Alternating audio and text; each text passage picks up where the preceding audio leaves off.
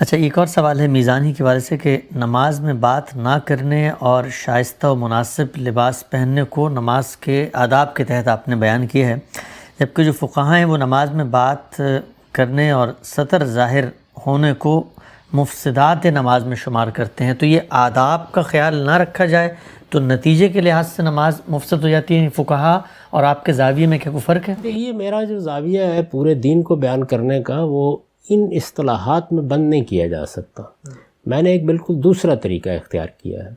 آپ لوگوں کو یہ بتائیں کہ یہ اللہ تعالیٰ کا بتایا ہوا طریقہ ہے، اللہ کے پیغمبر کا بتایا ہوا طریقہ ہے، نماز ان آداب کے ساتھ پڑھنی ہے، اس میں یہ چیزیں لازماً کرنی ہیں، یہ چیزیں وہ ہیں کہ جن کو اختیار کریں گے تو نماز میں حسن پیدا ہوگا۔ یہ ساری چیز آپ بیان کر دیں۔ جب آپ نے یہ بیان کر دی، اب یہ ہے کہ کسی آدمی نے اگر اس کی جان بوجھ کر خلاف ورزی کی ہے تو میرے نزدیک اس کو تنبیہ کرنی ہوگی نا۔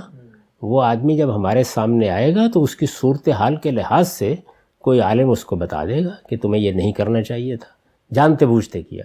اگر غلطی سے کسی سے کوئی بات ہو گئی ہے تو وہ خود متنبہ ہو جائے گا۔ اس کا مطلب یہ ہے کہ وہ جانتا تھا لیکن غلطی ہو گئی، تو اس سے کہا جائے گا کہ یہ غلطی دوبارہ نہیں ہونی چاہیے، یا اس میں اگر ایسی غلطی ہے کہ تم صاحب کا سجدہ کر لو یا اللہ تعالیٰ سے استغفار کرو تو بس یہ کافی ہو جائے گا۔ تو میں اس کو اس فطری جگہ پر رکھتا ہوں۔ میرے نزدیک جس وقت آپ ایک فہرستیں بنا دیتے ہیں نماز جیسی چیز کی جو خدا کے ساتھ تعلق کا اظہار ہے، تو مجھے ذرا سروے کر کے بتائیے گا کتنے لوگوں کو وہ یاد ہوتی ہیں۔ یہ بے شمار لوگ جو نماز پڑھ رہے ہیں، مسجدوں میں جا رہے ہیں، ان سے پوچھیں کہ جو فقہاء نے نماز کے واجبات بیان کیے ہیں ذرا گنوا دیں، جو فرائض بیان کیے ہیں ذرا وہ بتا دیں۔ تو اس طرح کی جو چیزیں ہیں ان کو اس طرح قانون نہیں بنانا چاہیے۔ میرا زاویہ نظر اس میں بہت مختلف ہے، یعنی ہمیں ہر حال میں اس پر توجہ دلانی چاہیے کہ بہترین نماز، اچھی نماز یہ ہے، اور ہر مسلمان کو وہ اچھی نماز، وہ بہترین نماز پڑھنی ہے۔ یعنی اپنے طور پر نہ کسی لازمی چیز سے انحراف کرنا ہے، نہ فرائض کو چھوڑنا ہے، نہ اس کے آداب کے معاملے میں کوئی چیز کرنی ہے۔ کوئی غلطی ہو جائے گی، پوچھے گا آدمی آ کے، تو دین کا ہر عالم اس وقت یہ محسوس کر لیتا ہے کہ اس میں کیا بات اس کو بتانی ہے، وہ بتا دے گا۔ یہ بہت کافی ہے۔ یہ اصل میں وہ فطری طریقہ ہے جو صحابہ کرام نے اختیار کیا۔ جب آپ اس کو اس طرح سے قاعدوں میں ڈھال دیتے ہیں تو نہ لوگوں تک وہ بات پہنچتی ہے اور نہ ان کی نماز حقیقی نماز رہتی ہے۔ معاف کیجیے۔ تو میرا اس معاملے میں رجحان یہ ذوق ہے، میں نے اسی طرح اس کو اپنی کتاب میں بیان بھی کیا۔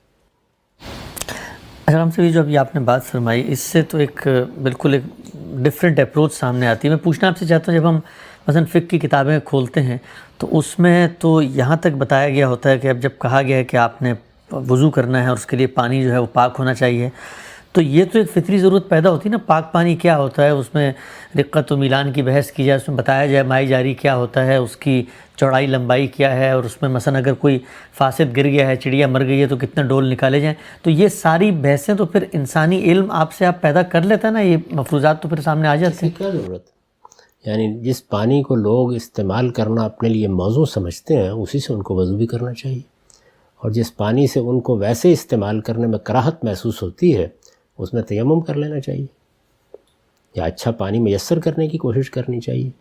اللہ تعالیٰ کے ساتھ اس تعلق کو آپ اس طرح قانون کے ضابطے میں کیوں باندھنا چاہتے ہیں جس طرح سے عام طور پر ریاست کے معاملات باندھے جاتے ہیں یا عدالتیں فیصلہ کرتی ہیں؟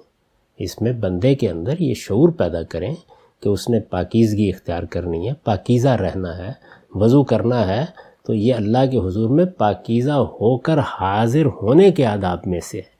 تو اس میں اگر مثال کے طور پر پانی ہے اور اس کی اپنی طبیعت آمادہ نہیں ہو رہی کہ اس میں ہاتھ ڈالے یا اس سے کلی کرے یا اسے اپنے منہ پر ڈالے، تو آپ کے کہہ دینے سے وہ یہ کام کر لے گا۔ اور اس کا بڑا انحصار کس چیز پر ہوتا ہے؟ آپ کی علف و عادت پر ہوتا ہے۔ آپ دیکھیے کہ میں چونکہ دیہات کا پس منظر رکھتا ہوں کہ وہاں پر جوہڑوں کے پانی کو لوگ ایسے کر کے اور ذرا جیسے نتھار لیتے تھے، یا بعض اوقات میں نے دیکھا کہ وہ اپنی تہمت کے پلو میں پانی ڈال کے وہ پانی نیچے سے نتھر جاتا تھا، جو تو نیچے سے کوئی گلاس رکھ کے یا کوئی پیالہ رکھ کے اس کو پی لیتے تھے۔ اب آپ نہیں پئیں گے، تو اس میں بڑا فرق پڑتا ہے۔ ہر آدمی اپنی معاشرت کے لحاظ سے یہ فیصلہ کرے گا۔ پاکیزگی اور طہارت، اس کے لیے اللہ تعالیٰ نے انسان کی فطرت میں تعلیم رکھی ہے، اس کو اسی پر چھوڑ دینا چاہیے۔ اس کا اطلاق جب آپ اپنے خاص ماحول میں، خاص پس منظر میں کریں گے، ہر فقی کرے گا۔ اب ہم شہروں میں بہت زیادہ عادی ہو گئے ہیں کس طرح کا پانی پینا ہے، کس طرح کا پانی استعمال کرنا ہے، لیکن دیہات کی یہ صورت نہیں ہوتی۔ تو جہاں لوگ رہتے ہیں، جہاں بستے ہیں، جس طریقے سے وہ دیکھتے ہیں چیزوں کو، اسی طریقے سے وہ اللہ کے سامنے بھی جائیں گے۔ اس کو اس طرح قانون کے ضابطوں میں لانے کی میرے نزدیک کوئی ضرورت نہیں۔ لیکن ہم سب کہا ہی جاتا ہے کہ اب مثلا کوئی بندہ سوال لے کر آ گیا آپ کے پاس، تو آپ نے تو اس کو جواب دینا۔ مثلا میں 2 سوال آپ کے سامنے رکھتا ہوں۔ ایک بندہ یہ کہتا ہے کہ جی میں جا رہا تھا، مجھے کسی نے دھکا دیا، میں سوئمنگ پول میں گر گیا، تو اب میں نہا تو گیا، تو کیا میرا وضو ہو گیا تو نہیں ہو گیا؟ تو اس پہ کیا کہیں گے پھر؟ یعنی اس کو کیوں تکلیف ہوئی اتنی میرے پاس آنے کی؟ اگر وہ اس میں سے گر گیا تھا اور اس کو یہ احساس ہے کہ میں پاکی کے ساتھ ہوں اور مجھے کوئی پلیدی لاحق نہیں ہوئی، اور سوئمنگ پول میں گرنے کے بعد بھی وہ اسی پانی کو منہ میں لے کے پی سکتا ہے، تو اس سے وضو کر لے کھڑے ہو کے۔ صحیح، اس کا قاعدہ کیوں بنایا؟ اس کو کیوں قاعدہ بنایا جائے؟ یعنی اس کی کیا ضرورت کیا ہے، کیا پیش آ گئی ہے؟ وہ سوئمنگ پول میں گر بھی گئے، وہ نہا بھی لیے، ظاہر ہے ان کے کپڑے بھی انہوں نے تبدیل کیے ہوں گے، اور وضو جو اللہ کے حضور میں حاضری کے لیے کرنا چاہیے، بس اسی میں مشکل ہے۔ اس کے لیے وہ وہاں سے آئیں گے، اپنا تہمت انہوں نے کندھے پر ڈالا ہوگا، میرے پاس آ کے مسئلہ پوچھیں گے۔ یہ کیا چیز ہے؟ لوگوں کو بتانا چاہیے کہ وہ پروردگار کی بارگاہ میں جا رہے ہیں تو انہیں وضو کر کے نماز پڑھنی چاہیے، غسل کر کے جانا چاہیے۔ اور اس میں اگر فرض کیجئے ایسی کوئی صورت ہو گئی، کسی نے نماز پڑھ لی، تو آپ دیکھ کے اندازہ کر کے بتا دیں گے کہ اس آدمی کو یہ کہنا چاہیے کہ زیادہ احتیاط کیا کرو یا نہیں۔ ہر دور میں اہل علم پیدا ہوتے رہتے ہیں، وہ اس کا اطلاق کر کے بتا دیں گے۔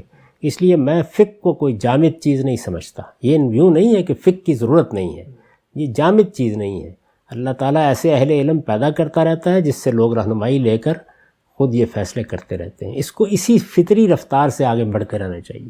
آپ اس کو قاعدے بنا کے جب کتابوں میں ثبت کریں گے تو شریعت تو اتنی سی ہوگی، اس کے اوپر یہ انبار آپ ڈال دیں۔ ایک اور سوال ہم سے محترم، آپ کو معلوم ہو کہ آپ نے مسجد میں وضو کیا ہے جس ٹینک سے، تو وہاں کوئی چڑیا مری ہوئی تھی، تو اب پانی تو ناپاک تھا، تو نہ وضو ہوا، پھر نہ نماز ہوئی، نہ آگے کچھ اور ہوا۔ جس وقت میں نے وضو کیا تھا نہ مجھے اس میں بدبو محسوس ہوئی، نہ رنگ میں کوئی خرابی محسوس ہوئی۔ میں اس کا مکلف کیوں ہوں؟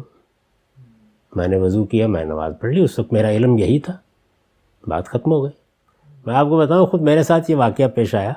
میں جس زمانے میں لاہور میں رہتا تھا تو وہاں پر ایک چھوٹی سی بستی ہے ایڈن کاٹیج، وہاں رہتا تھا، اور مسجد میں ظاہر نماز پڑھنے کے لیے بہت اہتمام سے جاتے تھے۔ تو کیا ہوا، فجر کی نماز کے بعد ہمارے جو امام صاحب تھے انہوں نے کہا کہ ذرا لوگوں کو یہ بات سنتے جائیں۔ تو سب لوگ خیر بیٹھ گئے، میں بھی رک گیا، ہم نکل رہے تھے مسجد سے۔ تو انہوں نے فرمایا کہ اچھا، میرا تو معمول یہ ہے کہ میں گھر سے ہی وضو کر کے ہمیشہ جاتا ہوں، مسجد میں بہت کم وضو کرنے کا موقع ہو، تو اس کے کسی وقت کوئی ضرورت پیش آ جائے تو گھر سے آپ فجر کی نماز کے لیے وضو کر کے نکلتے ہیں، تو مجھے کبھی وہاں وضو کرنے کی ضرورت نہیں پیش آئی تھی۔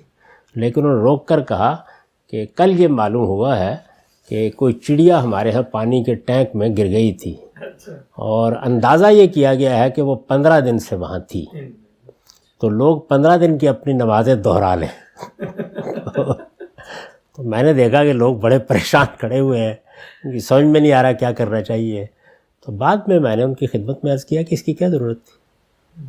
بھئی آپ کو اللہ تعالیٰ نے جو ذوق دیا ہے اس کے مطابق آپ یہاں پر اس پانی کی ٹونٹی میں کسی کو بدبو نہیں آئی، کسی کو کوئی خرابی نہیں محسوس ہوئی، تو جس طریقے اگر فرض کر لیجئے اس میں لوگوں نے پانی پی لیا ہوتا تو کیا کرتے؟ وہ نکالتے اس کو واپس۔ تو انہوں نے وضو کیا، نماز پڑھی، اللہ کے حضور میں حاضر ہوئے، اللہ تعالیٰ قبول فرمائے گا۔ اس طرح کے جو معاملات ہیں اس کا پھر نتیجہ یہ نکلتا ہے کہ 15 دن کی نمازیں دہرا لیجیے۔